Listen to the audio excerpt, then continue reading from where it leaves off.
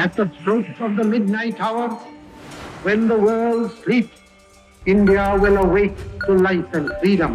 ये जो स्वराज आया है उसे हम मजबूती से अपने पास रखेंगे ताकि कोई दूसरा हमारी तरफ टेढ़ी नजर भी उठाकर देखे तो हम उसका पूरी तरह से मुकाबला कर सकें। एक एक खून का खतरा जितना मेरा है तो एक एक खून एक भारत को जीवित करेगा।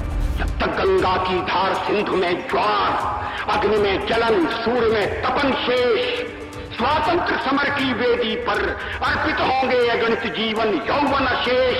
अमेरिका क्या संसार भले ही हो विरुद्ध, कश्मीर पर भारत का ध्वज नहीं टिकेगा।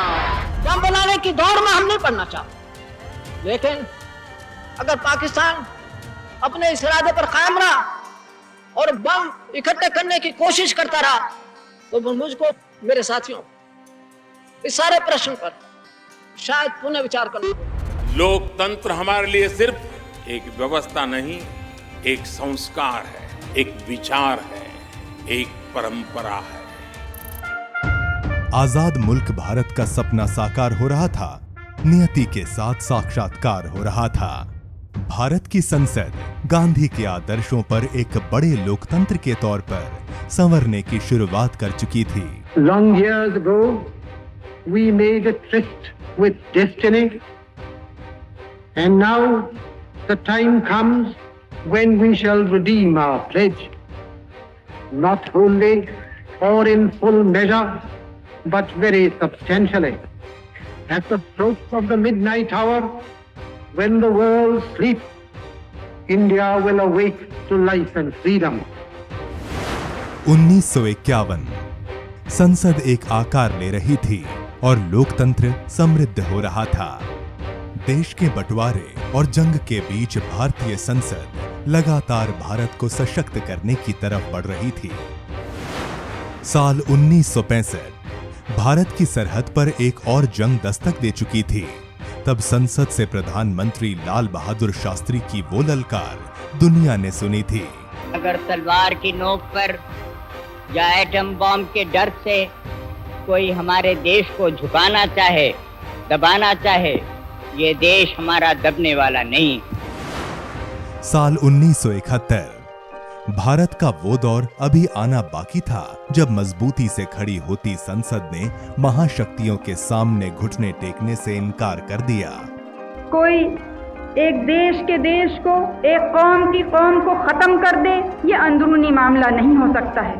और कैसे भारत खड़ा होकर देख सके कि हमारे पड़ोसी देश में इस तरह से लाखों की संख्या में लोग जान से मारे जा रहे हैं। और जहाँ भी मैं गई कई देशों में, वहाँ इस बात को मैंने बहुत खुली तौर से कहा। कुछ लोग कहते हैं कि जो बात मैंने जो कही थी उस पर मैं खड़ी नहीं रही। बाहर वाले शायद हमको नहीं पहचानते।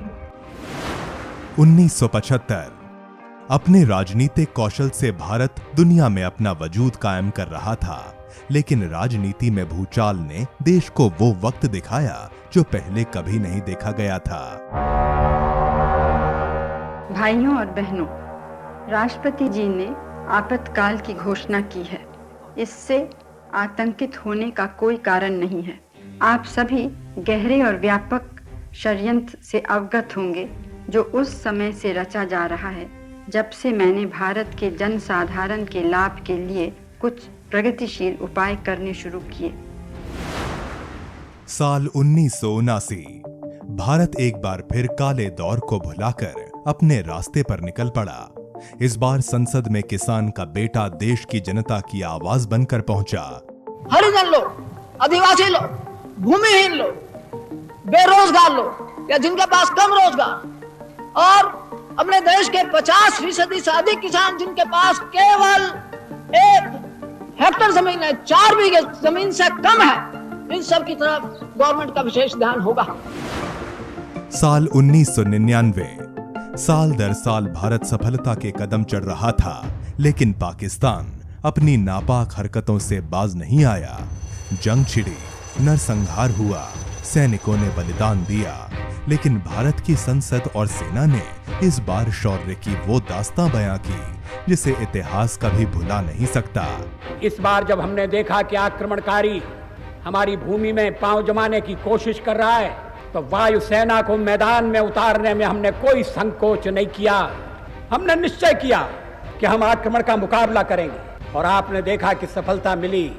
कारगिल की चोटियों पर हमारे जवानों ने अपने रक्त से जो इतिहास लिखा है, आने वाली पीढ़ियां उससे प्रेरणा लेती रहेंगी।